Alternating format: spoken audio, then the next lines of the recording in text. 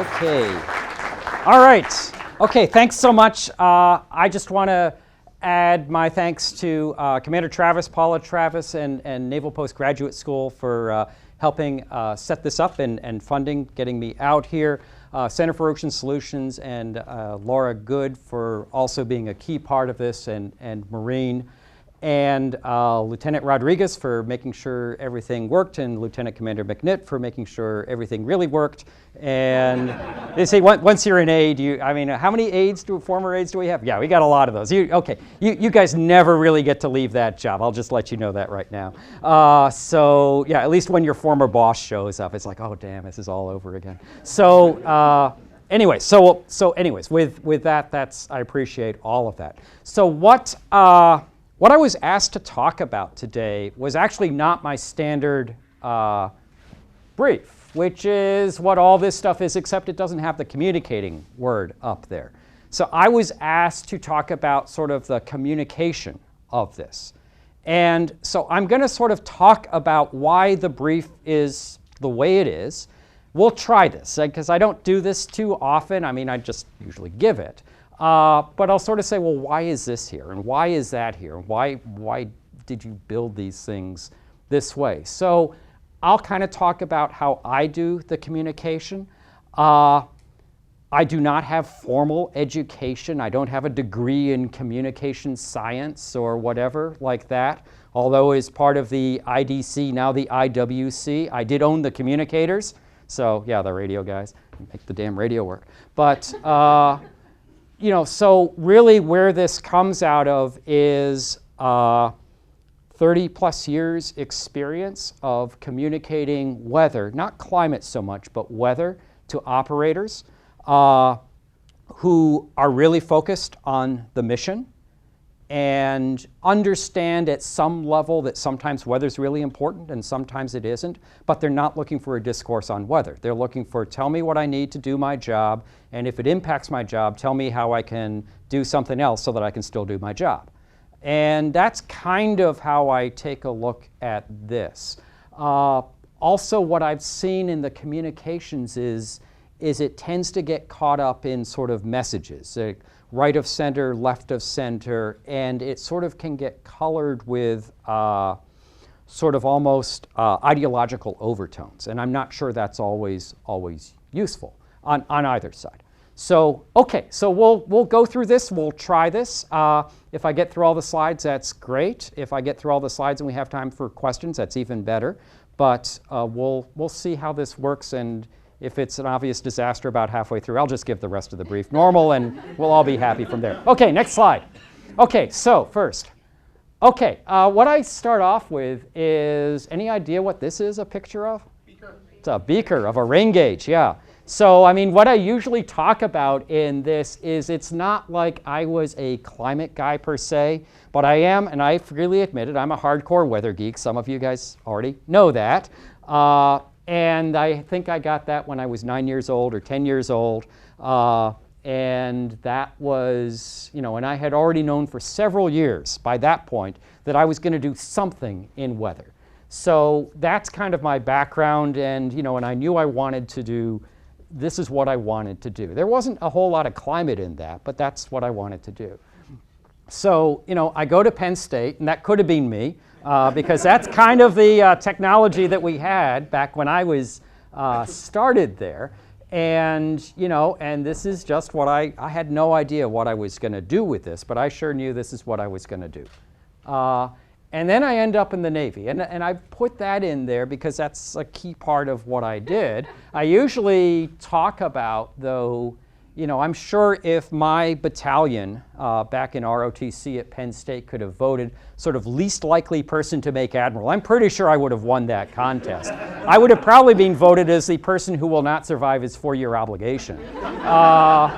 And there might have been some justifications for voting that way too. But, I ended up in the Navy honestly because I needed a way to pay for college, very honestly.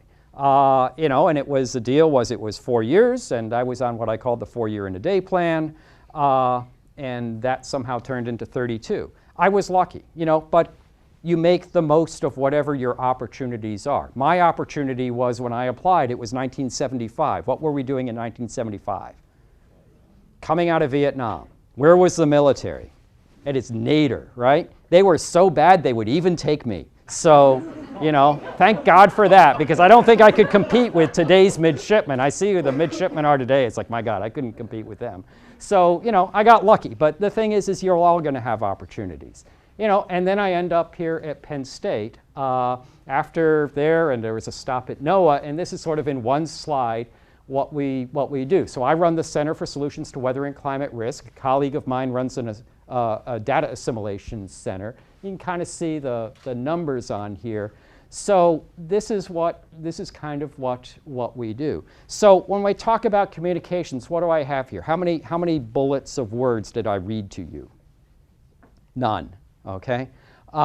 There's a couple things you can take away on a few numbers. I don't need to read them to you. It's mostly pictures. And you'll see that's mostly what I do. I personally hate it when people read me bullets off of PowerPoint slides. I just really hate it. So all of you who have had the misfortune of working for me kind of realize that when you were doing that. So I try not to do that to others. So you make it, you know, and what else do we do? You sort of make it personal. You tell an audience something about yourself. It's a little bit personal. I mean, it's not like, you know, but it's a little personal, and it helps connect with an audience. Okay, next. Okay, so yeah, I do have an outline. And what I've found, and sometimes I don't have these in here, but I've found, and I've sort of tried this, just this, and you know, we'll just click through this. This kind of helps everybody sort of mentally, okay, you sort of got a roadmap of where we're going to be in the brief. You also know when we're going to get done. But people like that, as opposed to, you know, it's like driving down this road. Are we there yet? Are we there yet? Well, you kind of know, and that's why I have that. Okay. So here's kind of almost the bottom line.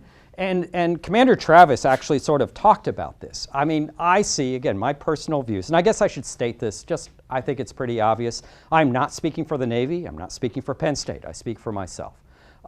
So, you know, where the Navy is and stuff, that's, you know, I can talk about where I see that, but this is my personal views there. And, you know, for decades, the climate issue has really been framed as an environmental issue. And I think there's, you know, I mean, I can understand why, and I think they've done a lot of work. That community has done a lot of work, and there are clearly environmental challenges associated with it. But if it looks like just an environmental issue, it's also easy for everybody to say, hey, look, I gave $20 to the Sierra Club. I took my recycling out on Wednesday, and I even have one of those reusable water bottles now. What more do you want me to do? You know, that is not going, while that's all good, that is not going to fundamentally change our energy system, which is kind of where we need to go. And so the climate issues then really spill over into people issues, security issues, financial issues, infrastructure issues. It's not just about polar bears, hence the name of the talk, people, not polar bears. So yes, with apologies to Clemenceau, he said, what, war is too important to be left to the generals, right? That was out of World War I. You know how those guys did in World War I. They only killed 7 million people. And I would say, you know, climate change is actually too important to be left just to the environmentalists. My left of center friends aren't really excited about this slide.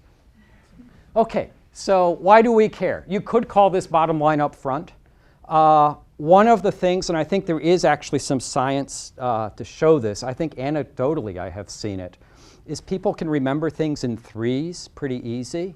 So who remembers cooperative maritime strategy for the 21st century? Oh, come on.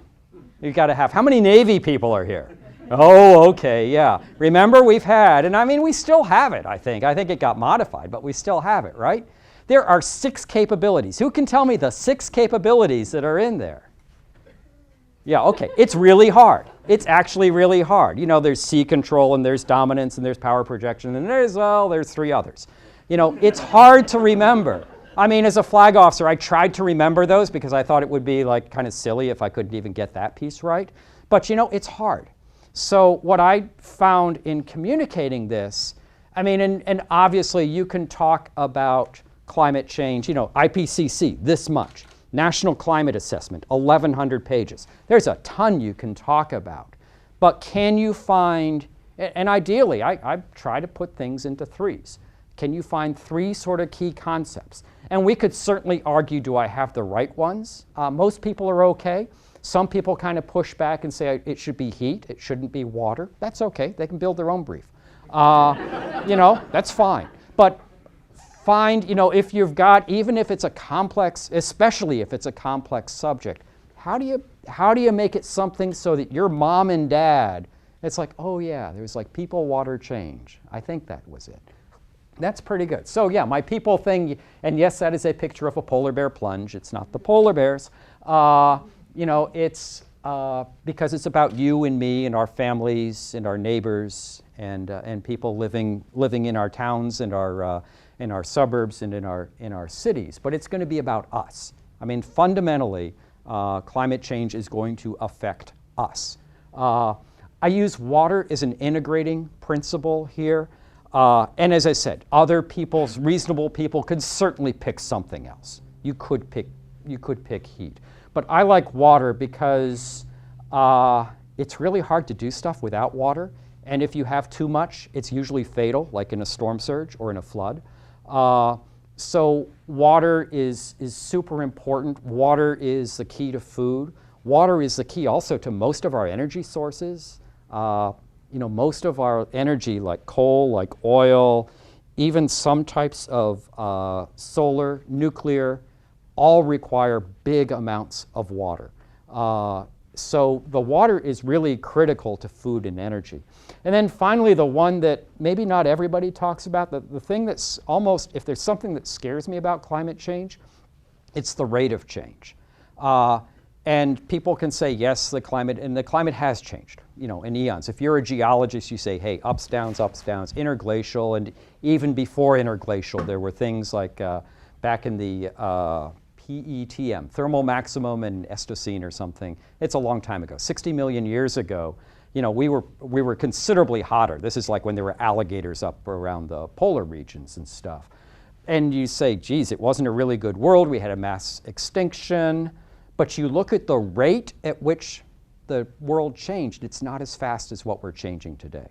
So the fact that we're sort of digging up all this energy, solar energy, and putting it into the atmosphere, and we're doing it in terms of centuries rather than millennia or tens of millennia, is kind of the issue. It's sort of like this step change that we're forcing on the planet, and we're going to find out what happens.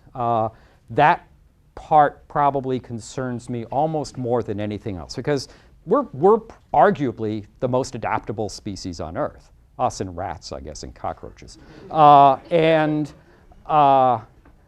we're really going to press that if we don't fundamentally change. Okay, so again, 3 pictures, 3 words, people, water, change. Okay, what's this? Sextant. Okay, yeah, and I have that up because I tell a little story. People like stories. You know, people resonate with stories. So my story is back on USS First Ship, which happened to be the Farragut, but not, not your Farragut, my Farragut. By dumb luck, remember, again, we were a desperate Navy back then, so they made me navigator as an ensign. I was not yet SWO qualified.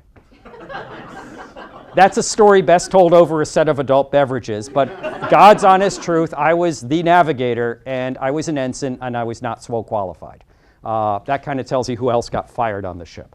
So, but one of the things you learn pretty quickly, as it turns out, as a navigator, is look at all the data, look at all the information, but don't lock on to any one thing 100%. And even today, we see this. We see people who lock onto GPS, but they are on the wrong datum or some darn thing. And if they had just looked out the frickin' window, they would have seen that the buoys are on the wrong side. I always told my quartermasters, if you can't remember red right returning, remember red left new job. So, you know, pick something. And, you know, but the idea is, look at everything, but don't lock on to any one thing 100%. So when Admiral Roughhead, who was a CNO at the time, said, Titley, you're going to go look at the Arctic and this stuff, and you're going to tell me what we should do, I said, okay. In fact, I mean, Mike, I think, remembers this. Ed Goff helped on this. So I did and I had about 15 days to figure this out. No kidding, we had 15 days. So I go up to places like Applied Physics Lab up at University of Washington, a number of other places. And it's like to show me the data and try to look at everything here. So that's what we did. So, okay, next slide, please. So what else has happened during this talk here? What have you guys done a bunch? Laughed. Okay, humor. Super disarming, okay? Now there's a balance. You know, you can't be just silly, totally silly. But if you're like, I am here to save the world and all of you guys are guilty, you know, how much are you going to listen to that? It's like, hey, I think the bar's back over there and I'm going to go there because I don't need to listen to this. You know, this is like listening to the dentist saying, yes, you're doing good at flossing, but you missed the last teeth or whatever. It's like, whatever. So, you know, the part is you'll find, and I mean, you find this in a lot of stuff, that, you know, if you can sort of judiciously use humor, that takes tension out. And it sort of turns on the parts of the brain that want to learn, and it turns down the parts of the brain that are super defensive. So I am not, as my aides know, a particularly funny person.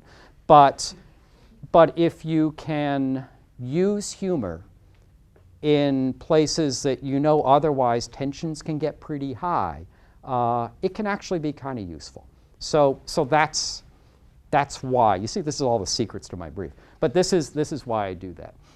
So, you know, we could have a week-long seminar on evidence of climate change. We're not going to do that.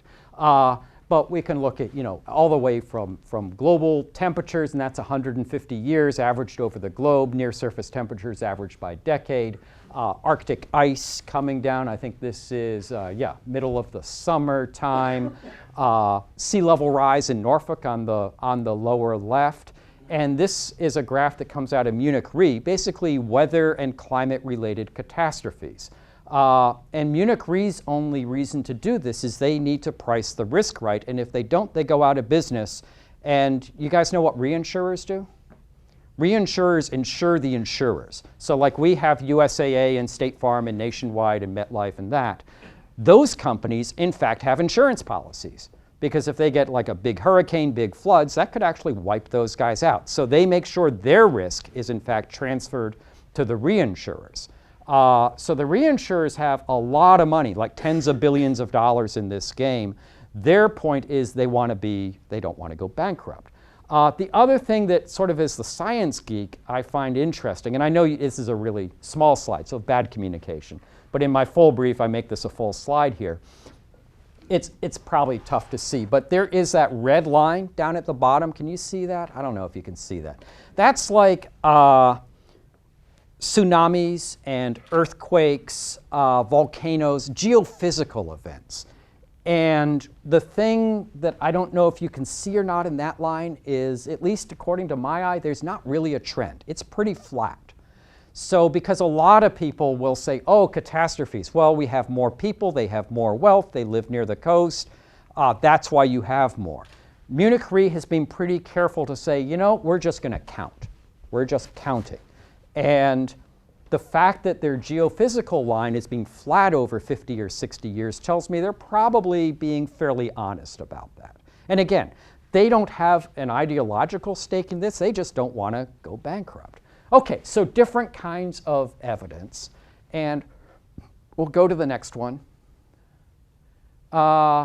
Yeah, this is one that, you know, I mean, if you just want to use kind of one here, I mean, I find this as useful as anything else. So this comes from NOAA, but I could have used the NASA data. I could have used the Japanese. It's all about the same.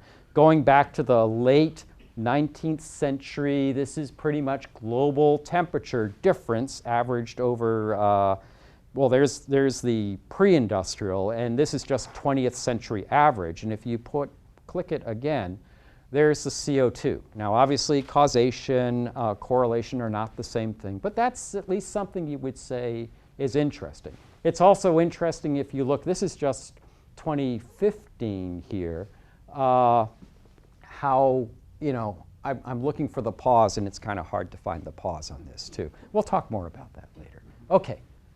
So next, You know, one thing, and if you could just start this one, some of you have probably seen this. I'll bet a number of people have seen this. This comes off the NASA website.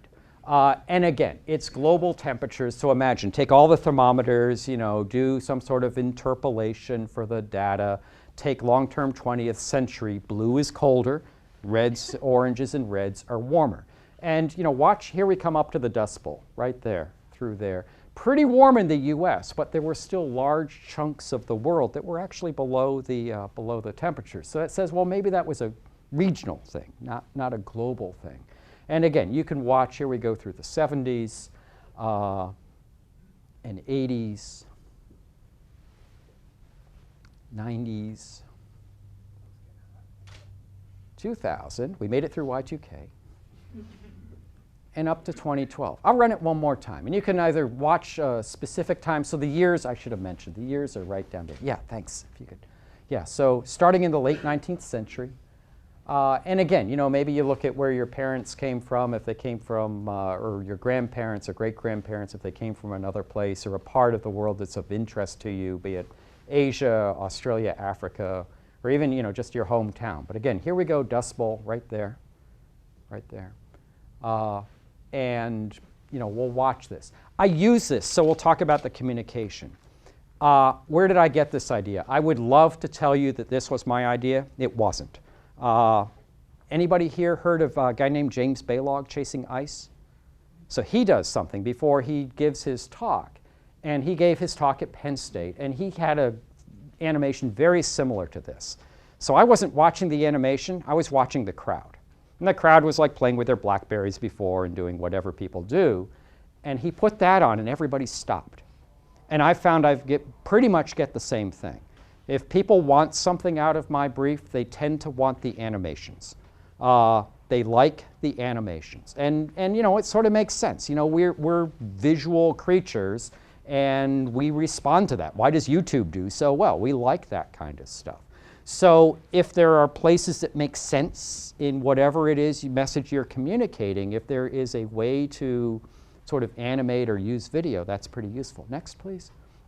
Same thing with the Arctic. And again, maybe you've seen this already. So again, you take, again, and the parts, some of the talking points I stress on both the previous one and this, is these are not computer projections. They're not, you know, what somebody thinks might happen. This is, again, just sort of all the way back to the sextant. This is just sort of lines of evidence, if you will, of things that have gone on. So we'll run this. I don't know if we can turn off lights or not. I mean, I agree we need the doors open. That's good. But if you can still see this here, the dark blue is young, thin ice. The white is really hard, thick, multi-year ice. This is basically taking like microwave imagery. And you just georectify it and animate it. Lots of cool things to see if you're an oceanographer or a meteorologist. Watch 07 right here. Boom. Where'd the ice go? Tries to come back, sort of like my portfolio tried to come back in 09 and 10. And then watch it go in 12. And what I tell people is what you have witnessed here is a condition that was predicted by virtually nobody. And it's happened in about 10 to 15 years. And the ice continues to decrease. Now, again, every year, up, down, but that trend, and animations are great at seeing that trend. This is where we are. So again, this isn't like what we think might happen someday. This has happened already. We have fundamentally changed the system from primarily ice-filled, lots of multi-year ice, to still ice-filled in the winter, but it's almost all first and second year ice. Very different system, and it happened like that. Next. Okay, so we've looked at, you know, these events coming in, and again, I've given actually a whole talk on this, so we had a National Academy Committee to start again looking at other lines of evidence of can you start linking specific extreme weather events to climate? And the answer is for some types of weather, in some kinds of cases, the answer is yes. But what I find that it's useful to do on that is, like, while we plan for climate, we live in weather. People respond to weather, frankly, much more than they respond to climate. And they just do. So, okay, next. Okay, so I show this because, there's a lot of people who like to sort of bash the climate models and things like that. Here's a couple of them. The top left is actually from Jim Hansen, not the NRL Jim Hansen or the Muppets Jim Hansen, the other Jim Hansen, the guy, formerly NASA guy. This is actually, if it looks like a PDF of a Xerox of a PDF of a Xerox, it's because it is. It comes out of I think it is Science. I think it's Science. I used to think it was Nature, but I think it's out of Science from like 1979 or 1980. And so he ran this model, this climate model, basically with 1970s technology. We all know what that was. And basically, now we've got 35, 40 years of observations. So the purple are the observations after the fact, and the black lines are basically where he saw the climate going. So he's actually wrong. His model was wrong, and we all know that, at least if those of us working in the weather fields, is, what's the saying, all models are wrong, but some are useful. I would argue that was useful, though, because it said we're about to get on this escalator and go up, and sure enough, we did.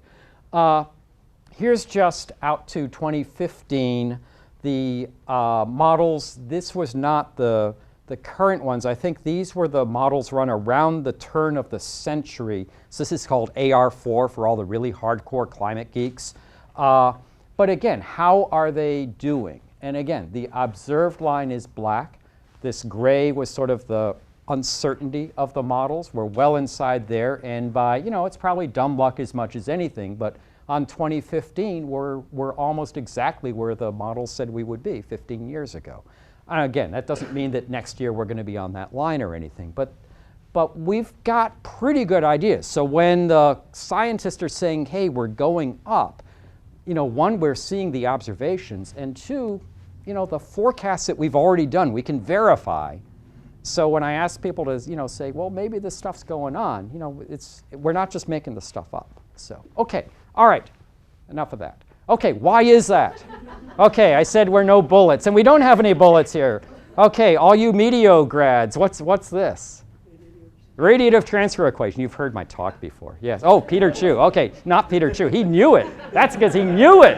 Okay, he teaches it. That's why he knew that stuff. Okay, so what do we know? Yeah, hit it again there. Okay, it's a bunch of, it's a bunch of old guys. Okay, old dead guys, actually. Fourier, Tyndall, Arnhus. So this is the mid to very end of the 19th century is when we started to figure out what, the physics of gases like carbon dioxide and methane do, and how they re-radiate at the longer wavelengths, the wavelengths that the Earth is sending back into space. We basically bounce that heat around a bunch more. So it turns to heat the lower levels of the atmosphere. There's actually not as much heat all the way up top. It actually cools. People don't realize there is global cooling going on. It's just about 20, 25 miles above our heads, so it's not doing much good. But these guys figured this stuff out. So, you got a Frenchman, a Scot, a Swede. They do not go into a bar. But, we kind of figured this out. Now, what's sort of interesting, Dr. John Holdren, who's the president's current science advisor, he's got this nice brief on the history. And we knew this stuff. But actually, in the first part of the 20th century, there was then some science that said, nah, these guys kind of got it wrong. And it took really until about just after World War II to say, they were actually right after all. And that's, how science works. Just because, nobody knew at the time, like when Fourier and these guys came out with this, oh yeah, this is absolutely dead right. It turns out, though, they were. And we know that now. Next. Okay, so here's my question. Some of you guys know this because I've talked about this. So do I believe in climate change? And it's like, no, not do I believe. Do I believe in climate change? So, okay, so show of hands. Who believes in climate change here? Okay, pretty good number. Okay, I don't. I do not. I'm convinced by the evidence, but I would argue that climate change is actually not a belief system. Okay? I would argue there is tremendous weighted evidence to support the fact that the climate is changing, but belief systems are maybe something you do Friday evening or Saturday evening or Sunday morning. Those are belief systems. There are a lot of other belief systems we have. We all have them, but I would argue that climate is not a belief system there. So, okay, for communication, why do I do that? Because you know, I stand up and say, I don't believe in climate change, that usually gets people's attention. It's something unexpected. So what do our brains do? Our brains have been sort of like, okay, you know, we're playing with our phones, we're doing whatever, and you're sort of on, you know, and we all do this. It's, you know, Kahneman calls it our system one brain or our fast brain. You know, kind of like takes care of most of life, and we're sort of all on autopilot. Except every once in a while, when something unexpected happens, it triggers our, hey, we need to think about that. So if you're communicating something, are there some things you can do that are unexpected? Why do you think all the clickbait people say, you know, there are 12 things you must do, and number 4 is really weird? Because 4 is like, well, where'd that come from? We're used to 5s and 10s and stuff like that. They pick something that intentionally is going to like, oh, well, I got to see that. So I'm not saying that I'm trying to do clickbait stuff here, but honestly, the people who do that, they got a fair amount of psychology behind it. It's why we all click on that stuff and they make money. Okay, next. So not everybody does. Who wants to see my little 3 minutes with Senator Cruz? Oh, okay. We'll go play this. A moment yep, play it. Address what you described as the so-called pause in global temperatures. By the pause, are you referring to the last 18 years of no significant recorded warming? Well, unlike your previous witness, I'm not referring to the 1940s. The data set goes to about here, but he somehow cuts it right here. Imagine that. I thought you'd like that. Indeed. Yes. The pause is very interesting. As you know, sir, 1998, big El Nino. So it's kind of interesting we started 18 years. We don't look at a 15-year data set or a 10-year data set or a 20-year data set. We look at an 18-year data set. But even if you do that, that's fine. Let's look at that. We have... This is low budget here. I got to do my own charts. Thanks, Amanda. That's Amanda Stout. She runs the National Academy's Climate and Weather sir, stuff. just to answer your question, Senator, here was 1998, and here's today. So on me, I mean, I'm just a simple sailor, but it's hard for me to see the pause on that chart. So I think the pause is kind of coming. Do you dispute the satellite measurement? Let's not talk about the satellite. Here's but sir, sir, I'm asking, do you dispute? I understand that the global warming alarmists don't want to talk about the satellite sure, data, I'll but talk I'm about asking. the satellite. Let's talk about the satellite measurements. Let's talk about orbital decay. Let's talk about overlapping satellite records. Let's talk about stratospheric temperature contamination. I think Dr. Christie and Dr. Spencer, when they've put this out, they have been wrong, I think, at least 4 consecutive times. Each time the data record has had to be adjusted upwards. There have been several sign errors. So when, with all due respect, sir, I don't know which data exactly we all know your when we staff tell our has, seniors with all due respect whether it's the first or second or third or fourth correction to Dr. Christie's data. We used to have a negative trend, then we had no trend, and now we begrudgingly have an upward trend. So looking at those data, you know, it's okay. But here's where we live. Let me see if I can understand. The first argument you gave in response to this, and it is an argument that a number of the global warming alarmists use, is they say, well, 18 years ago was El Nino, and it's arbitrary to begin there. And I will confess, I don't understand that argument, because we have 18 years of no significant warming. So if you don't like an 18-year window, we can start in 1999. There's no significant warming for 7 years. If you don't like a 17-year window, we can start in 2000. Then we don't have a significant warming. It is true for any date across those 18 years. So I fail to see the significance. Actually, Senator, it's not. If you take off that top really big spike and you take that out, you start getting the upward bias. And this is what people do when you start looking at these relatively arbitrary times, is you start with a really high number at the left-hand side, and that kind of influences your basically your linear trend. So when you start looking at things like every decade, you have an upward trend in the data, and that's from the World Meteorological Organization. And I would note, you asked about the source of the data on the right chart. It's actually not Dr. Christie's data. It's the remote sensing systems, the RSS data. He had to get that from his staff. At this point, my time has expired, but we're going to have another round, and so we will return to questions on these topics. Okay. All right. That's enough entertainment. But that was 3 hours. Whatever you think of his politics, he's a very smart person. He spent most of his time on the Princeton debating teams. So you don't want to like misunderestimate him, to use a word from, well, a previous president. But but they've got very, very few talking points. I've told a few people. Senator Cruz has 3 talking points. The satellite data, he loves that one. He pushes back on the 97% consensus because he's picked up some articles on that. And he's also big into saying that science was calling for global cooling in the 70s and then they switched, which is also being refuted in the peer-reviewed literature. Those are the only 3 talking points he has. That's it. So there is no weight of evidence. There are 3 things which you can actually poke holes in. But as I tell people, this is not about science. I think I posted that there was, that at this entire 3-hour hearing, or what I called my 3-hour cruise, there was never a danger of actual science really being discussed here. So, yeah, no science was harmed in the process.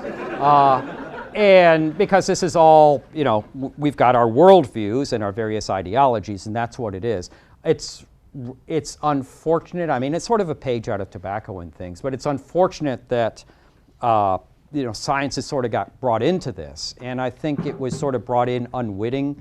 The scientists didn't really realize at the beginning that they were sort of unwitting pawns in this whole thing. They got sucked in, but it really is not about. It is not about the science, and that's something when you're communicating this, it's like actually the science on the big picture, on decadal and more times and on large areas, the science is very, very clear. There's a ton of stuff climate scientists don't know and is interesting and we need to work on. It's not like we know everything, but we know a ton. And if you think about this from a risk management perspective, if you don't know, that should worry you because there is a tail risk out there of some potentially very serious things. And we all think as security professionals, most of us are in the security business here, things that you don't know but could be really bad, those are things you worry about. You keep you up at night and you worry about how are you going to keep your soldiers, sailors, airmen, and Marines safe and how are you still going to do your job with that. So those are pieces that we worry about. These 2 guys I think are really good, Dan Kahan and Daniel Kahneman. And if you're looking for a book to read that tells you really how the human brain works, the Kahneman one is kind of a classic. So if you're doing communications, I probably learned more from him than any of these climate scientists telling me how to talk about climate. Learn how the human brain works. And that's, and you'll find that's super useful, like whether you're in leadership or just running a meeting or trying to do communications, kind of understanding how the human brain works. So he was a psychologist, won the Nobel Prize in economics, not a bad gig. And he really founded the whole field of behavioral economics. It is not a light read, I'll tell you that. It's about like this, and it's small print, and it took me a while to get through it, but I'm glad I did. It's actually, it was well worth the effort. Okay, so I talk about the security impacts, and again, 3 things, right? We have 3 things. Could you hit the next one there? So this really comes out of some of the CNA, formerly known as Center for Naval Analysis. Now they're just CNA. I get in trouble every time I say Center for Naval Analysis now. And our Military Advisory Board, which is 3 and 4 stars, but they invited me on because they needed somebody to make the coffee, I guess. I don't know. But we look at the climate and security risk, and these are kind of our 3 overarching findings here. So we see that the risks are in fact getting worse, not better. It's a catalyst. It's sort of this, whether you call it threat multiplier or this catalyst for conflict. And then the last part is again, it sort of gets back to that tail risk. Do we really understand some of the really bad things that can happen? And that's again, this is the one of all of these that kind of worries me. Next. Okay, so impacts to security. Again, can I make this sort of onto one slide? Sometimes I can. The sea level rise, how does that impact us? That impacts us 2 ways. It directly impacts us, especially for the Navy, but not exclusively, for our bases, our infrastructure that we have along the coast. And I've given this talk sometimes, and it's, to civilians, and I says, the Navy, unlike the Air Force, we can't just pick up and move to Minot, North Dakota. One time I've given this, and it's like a person in the back raises his hand. It's like, I'm the city manager from Minot, North Dakota. And no kidding, he was. I got his business card, and it's like, oh, okay. It's like, yeah, but I love you like a brother, but I'm still not moving the Navy to Minot, North Dakota. We can't do that. But it's not just the Navy. I mean, all of the services have very significant assets along the coast. So there is a direct threat to our infrastructure. And I explained to like the Rotary clubs and the World Affairs Council that the bases are where we generate readiness. This is where, it's, yes, we have a lot of equipment and we have a lot of soldiers, sailors, airmen, and Marines, but until they are ready to conduct all missions up to and including combat, we don't send them downrange. We don't send them overseas. And our bases are the engines by which we use that. So if our bases start getting compromised, whether it's storm surge, whether it's lack of water, whether it's fires, that becomes an issue for the U.S. military. The other issue on sea level rise, of course, is sort of that geostrategic risk of if you have allies who are now really focusing domestically on this, if you have small countries out in the Pacific who literally go underwater, do we care? How are we going to deal with this? We can talk about, the whole baseline water stress, and why do we care about that? Again, why do we care is we care about the food. We care about the food and how are those resources going to be distributed, and with water as well. And this is something that, and I'm not sure if NPS is working on this, but there's a fair amount of research going on, water. Is it, it can sometimes be looked at by countries who otherwise can't agree on anything as a common enemy. So India, Pakistan rather famously have a water treaty that has withstood 4 or 5 kinetic conflicts. Jordan, Israel also have a water treaty. But is this something that is going to endure, or does it work really well right until it doesn't? And researchers are sort of trying to figure that out. I won't even get into water rights out west because I just don't understand it, but it's just crazy. The Arctic, we could again talk for a whole afternoon about the Arctic, but I've already shown you how this is opening up. And the Arctic in some ways now is even more interesting given what Vladimir Putin has done than when I was oceanographer and dealing with this. Back when I was dealing with this, we all pretty much assess the threat of conflict or even the threat of a military buildup is really very low. But you see sort of this, I can use this term here in this audience, this asymmetric response by Putin in response to our sanctions for Ukraine and Crimea. One of the things he said is, fine, I'll raise you guys in the Arctic. So he says he's building, search and rescue and research stations. Well, how many of those need surface-to-air missiles that cover out 150 and 200 kilometers? That's a hell of a search and rescue site. Or surface-to-surface missiles with extended ranges, and the radar and the command and control to sort of put all that together. That sounds like it's a pretty robust search and rescue site. So that's going on, irregardless of whether Shell is or is not drilling in individual places. The resources are there, and if resources get tight again, everybody knows they're there. And the human activity is coming up. So we see that, this is maybe, as the tensions come up, it's not like the 70s and 80s, because now we have a lot more human activity, be it cruising, be it big cruise boats now going up there, potential resource extraction. Shipping is kind of a wild card, and it could be coming. It isn't there yet. It is not there yet, but it could be coming. Fishing, all these human activities are coming in. How do we respond? And oh, by the way, we are an Arctic nation, whether we recognize it or not. We really have a vested interest there. And so I'll kind of stop. I've talked about the foods. So you can kind of look at those. And another part is humanitarian assistance and disaster relief. That's what a lot of us think about when we say climate, more storms, stronger storms. Who's been on HADR missions? Okay, several. Were we able to do them? Yeah, we're actually really good at them. Honestly, the DoD, the US DoD is really good at these. When you go into the Pentagon and you guys, who's done Pentagon tours? Okay, so what's the best color on your capability chart? Sort of that orangish yellow, right? I'm not so broken and it's worthless, but God, boss, you just got to give me more money so I get whole capability. HADR, what do we show ourselves? We show ourselves as green. Basically, we can do it. The issue could be on HADR, though, capacity. If you do too much, or even like on domestic. Let's say, as especially any Army officers in here, the Army's downsizing significantly. They're not happy about it, but that's right now the direction they're going. And the backup is, well, hey, we got the Guard, we got the Reserve, you guys will be fine. Well, if the Guard and the Reserve are busy doing domestic HADR under the governor's authorities, they may not be available to the DoD to go and do DoD things. So that is a risk that we may be taking here that I don't know that we've fully thought through. So Arctic, geopolitical risk with food and water stresses. We've talked about the infrastructure threats and kind of HADR. So I'll call it 3+1 because I like 3. Okay, but there are 4. Okay, all right. I'm going to keep on going because I could go through, and if we get into Q&A, we could talk about some of these examples of geostrategic risk. But I mean, I'm on the record talking about both Arab Spring and about Syria.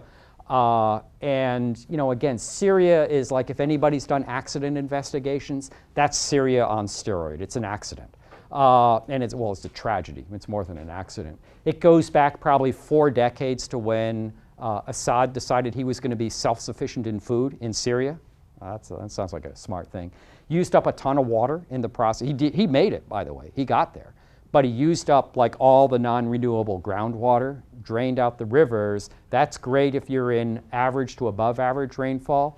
Then you start hitting some really bad droughts, which the climate models have kind of projected they would have. A whole lot of non-climate things factor into this. The Iraq war dumped 1 million refugees in there. Now with the drought, all the rural people move out. You have extremists, and for God's sakes, it's Assad's government. Who wants to live in that to begin with? So it's poor governance. Legitimate grievances are not addressed. You add all of that out, and you get this really catastrophic ending. Climate is one of the components, but it's like this chain of event. And I actually push back pretty hard on people who say climate change caused Syria. I think that's far, far too simplistic. But I also push back on people who say that climate had nothing to do with Syria. I think that's also wrong. The truth is, unfortunately, it's a little bit more nuanced and complex, and that can be sometimes a challenge to communicate. But I use, for a lot of people, I use sort of this accident investigation, because a lot of people kind of understand that, or even if they're not in the military, they've seen I use a civilian, the National Transportation Safety Board, and you look at a civilian airliner, Air France 447, or so on. You can use those. Okay, let's go. Okay, so what to do? We'll go through this. Let's go to the next one. I'm gonna have to just speed up here. Teamwork counts. That's probably my only slide that I actually still have from Task Force Climate Change on the top left there. Everybody thought, especially when I go talk to civilian organizations, oh, you're an admiral, you've got this task force, you must have thousands of people in the Pentagon working for you. It's like, yeah, right, trust me. So I had a captain, I had a lieutenant commander, and I had a GS-12. I think that's about it. I think that's what we had. So, but we had a ton of people working with us. And I would argue, whether you're civilian, whether you're whatever, how do you form that teamwork? Because this is something and you really cannot do in a stovepipe. You're going to come up with a bad solution if you do this in a stovepipe. I got a picture of Admiral Roughhead here because, very honestly, if he had not decided that this was of importance to the Navy, I would not be standing here talking to you today. It's just that simple. No 2-star or 1-star, I was a 1-star at the time, by themselves is going to say, hey, let's go change the Navy and have them go do climate. That ain't going to happen. We are a hierarchical organization, the DoD. We tend to do what our boss tells us to or wants us to. There's a lot of good things about that, but if the bosses are not interested, then it gets pretty hard to do. Admiral Roughhead, to his credit, and he was doing this at the end of the Bush administration. This was not, hey, the administration changed. They were doing this at the end of the Bush administration because the ice really fell out of the Arctic in, what was it, 2007. And that's what got the Navy to think about this. But the leadership counts. More leadership. If you ever get to hear Admiral Cullum come out here, I'll bet he's come out here. Very, very, he can talk to you about task force energy, and very, very good. Okay, next. There's a ton of solutions, and sometimes people say, oh, you tell about the problem, let's talk about the solutions. And all the way from how do you manage risk, startup companies in Silicon Valley developing food that you don't have to grow like cattle, but it tastes better than the best beef you can get at like Ruth's Steakhouse. Crazy things like that. How do you, crash the price on some of these non-carbon based energy systems? This is, it's a place entrepreneurs are going. How do we learn more about some of the nearer term things? Again, because we live in weather, there are programs like the Earth System Prediction Capability, where the DoD is putting real money, about 8 figures a year, into figuring out how do we do better at seasonal and multi-seasonal type forecasts. So there's a bunch of solutions out there. Next, please. Okay, next. Okay, we've looked for some silver bullets. I was on this committee, National Academies Committee. We called it climate intervention. This is basically, can you spray stuff in the atmosphere? The answer is yes, you can. You can do it at cost. The problem with that is there are very significant risks and there are very significant unknown risks. You fundamentally change the, where the rain falls in ways that we don't really understand. The other thing you could do on the left is, can you suck out the carbon dioxide and put it somewhere? And the answer is yes, you can. But you're going to be paying somewhere between $100 and $1,000 a ton to do so. And you start looking at all the gigatons in the atmosphere, and well, that probably isn't going to happen in the near future. So high risk, but can be done. High cost and scale. Those are the issues. So our committee came up with, really the best intervention is like stop putting the stuff in the atmosphere in the first place. So Marcia McNutt, she will in a couple of months actually be president of the Academy of Sciences. Okay, next. And she's well known on the peninsula here. She ran MBARI for quite a few years. Okay, next. I'm sorry, I'm too much of still a creature somewhere inside the Pentagon. So, one of the sayings is what? You are your budget, right? Okay. The other one is, if you're not talking about money, you're not really having a conversation. So this is kind of an iconic graph from the American Association for Advancement of Science. It's basically 60 years of where the United States has put their non-defense research and development money. One of the things I'll tell you I do worry about sometimes is I see a group here sort of trying to co-opt somebody else's message, but then you get this mismatch of messenger and message, and I'm not sure it works so well. So this is kind of like this orchestra with no conductor, or think of a woodwind quintet or whatever with nobody really leading it, but it sounds really good. That's the goal here, is what we need. Next. Okay, next. Okay, so again, how do you go viral on the internet? Some of you guys know this already. Cute cats, right? I don't have a cute cat. I have a cute llama instead. Basically learn, local action, monitor. And monitor is both help with monitoring technical from the science perspective. Monitor what your elected officials are doing. And then advocacy. And the way I look at advocacy is just simply ask elected officials, what are you doing to stabilize the climate? And what kind of question is that? Is that a yes or no question? No. Okay, because if you ask them a yes or no question, like do you support cap and trade or carbon tax, they'll give you a yes or no answer and off on your way. Asking them an open, it's like dating 101. You ask an open-ended question there, you might get an okay answer. You might get a crappy answer. But at the very least, in that reptilian politician brain, you've registered that one of their bosses, and they do care about what their constituents think, actually cares about this. And when enough people care enough, we'll get there. So again, I could talk more about that, but what the communication part of this is, and I'm the world's worst person to come up with acronyms. Look at the acronym I have for my own center at Penn State. It's terrible. But, llamas, local action, learn, local action, monitor, and advocacy. That sort of covers a bunch there. Next. Okay, next. Yeah, we're going to get surprised. That's about the only thing we can figure out. Who's this guy? Niels Bohr. What did he say? Predictions are hard, especially about the future. Of course, everybody credits Yogi Berra, but actually this guy said it first here. So next. Okay, the food, yeah. I mean, and you know, I only have this picture in not because we're going to go back to Finding Nemo here, but it's just a reminder that the acidification issue, and this, I think people on this coast are very sensitive to that, and there's a lot of work being done. This is sort of the unsung evil twin, whatever you want to call it, to global warming. As the seas uptake a huge chunk of this, but it changes potentially the ecosystem in probably not good ways. And the graph on the top left is like, regardless of climate change, but the USDA sees we need to grow more calories in the next 60 years than we have in the last 500. So those are the kind of challenges as we then go change the physical ecosystem faster than it's ever changed before, that, you know, all the students in here, the young generation, I'm old now, but these are the challenges we're going to have. Next. Okay. It's this tail risk. I mean, this is what I really worry about, and this is what we've seen even just this week in the news.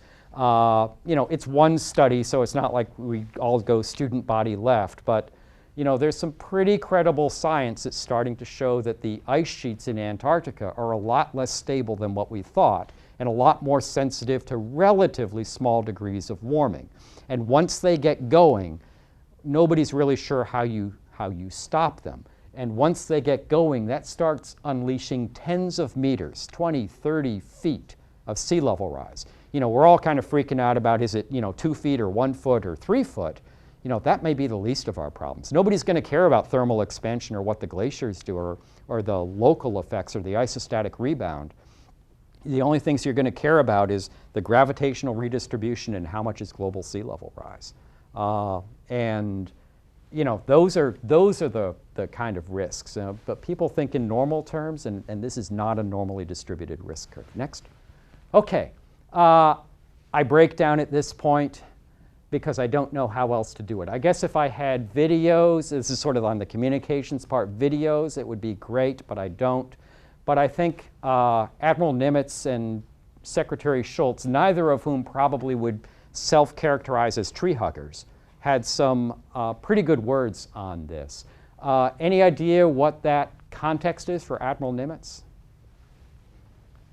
This was in his endorsement to the report when Admiral Halsey ran through the typhoon in December of '44, killed 700 sailors. We lost 3 ships and damaged hundreds of aircraft. And basically, you know, it's this risk management. You know, take the precautions because really bad things happen, and by the time they happen, then you're in trouble. It's basically the same thing Secretary Shultz talks about President Reagan. Next. Okay. Next, we're just going to keep going here. Okay. I'm going to close with this. Some of you have seen this, but I think most of you know I ran CNMOC, Commander Naval Meteorology and Oceanography Command. It's down at Stennis Space Center. There's a whole long story behind that, but that's where they are. They're right on the Mississippi-Louisiana border, right on the coast. This is the house that I bought actually as a commander when we were about to go move down there as a captain again. And this is what that same house looks like after a 9-meter storm surge comes up the street. So when I say we lost the house, we have literally lost the house. This is what it looked like. We never did find the house. It either ended up in the railway tracks or it more likely got sucked out into the Gulf of Mexico. And this is me trying to figure out what do we do next. This is Waveland, Mississippi. Waveland, Mississippi. Can you go back? So I put this up, one, from a communication aspect. Make things personal, sort of like at the very beginning. Remember I talked about personal. I've just found people really remember this. And again, it's a little bit cheap. You know, I'm not saying that climate is going to do this to everybody. That's not the thing. But one, it makes it personal. But what I do talk about is, you know, this is not a sympathy ploy. I had insurance, and we were very lucky. We didn't even have our stuff there. Our stuff was on a moving truck going from Monterey to there. Now, trying to get the Navy to turn around the moving truck, that was fun. It's like, we're going to deliver here. It's like, it doesn't exist. The town doesn't exist. Well, it says we're going to. No, you're not. Turn on the news. Oh, my God.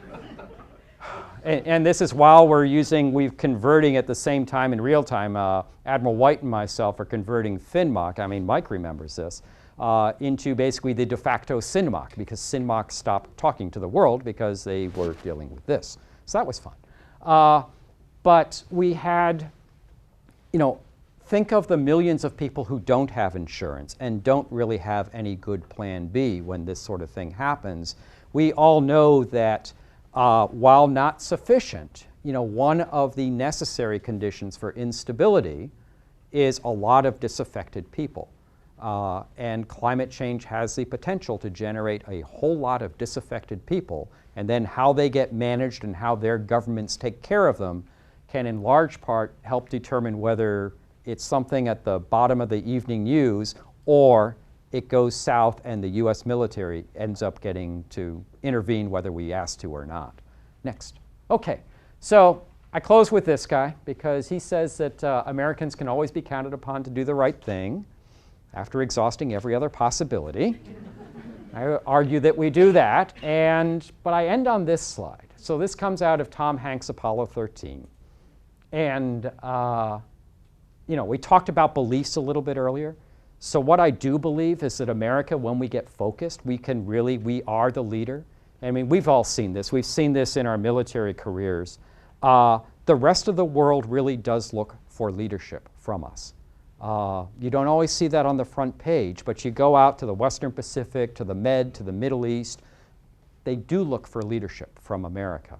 And we have the technical capabilities. When we get focused, we do amazing things in this country. We absolutely do, and our belief is that we can continue to do so. So we need to get focused.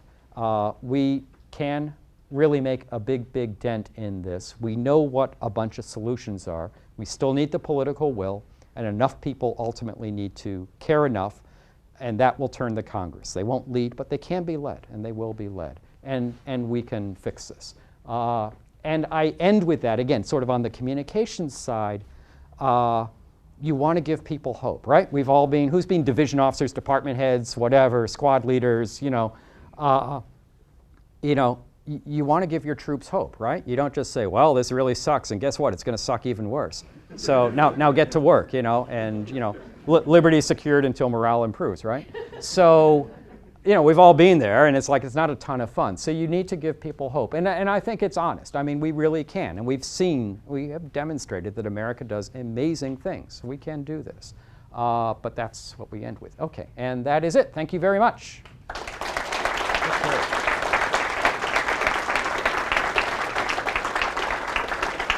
So, and if you know Jen Landry, you can thank her for that picture. This was almost 5 years ago to the day. This is up on Ice X-11. And this is the Connecticut, USS Connecticut coming through the ice. So we flew Washington, Anchorage, Prudhoe Bay, get on a plane, land on the ice, get on a helicopter, come out to here, and we get there about 5 minutes before the submarine's due to surface. That was good, but then you do a safety brief, and they say, well, we're pretty sure it's going to come up here. But if you hear cracking, we're going to run in this direction. And that's when it really hits home that you're standing on about this much ice, and then there's about 1.5 miles of really, really cold water below you there. So that was sort of interesting. Okay, I'm sorry that we went as long as we did. I'm happy to take questions for whatever you want to do, or if we need to send people on their way this fine Friday afternoon, that's fine too. So whoever is running this show, I'll do whatever you guys want me to.